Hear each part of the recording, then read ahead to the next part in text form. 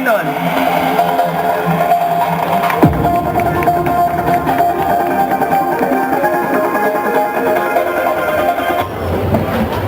Our next judge is a registered nurse, a graduate at the University of Cordilleras, and present volunteer nurse at Ballesteros District Hospital and an active member of the Philippine Nurse Society.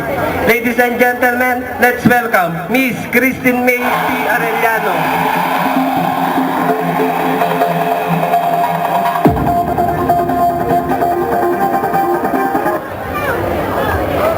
And the chairman of the Board of Judges,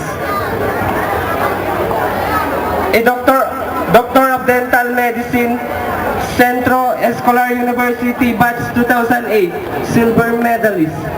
Postgraduate study, General Practitioners for Orthodontics at the Academy of Orthodontics 2008 to 2009. Most outstanding graduate.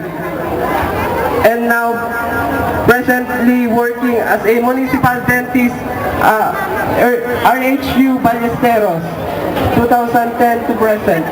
Ladies and gentlemen, let's welcome Dr. Constante Jr. B. Ulanimo.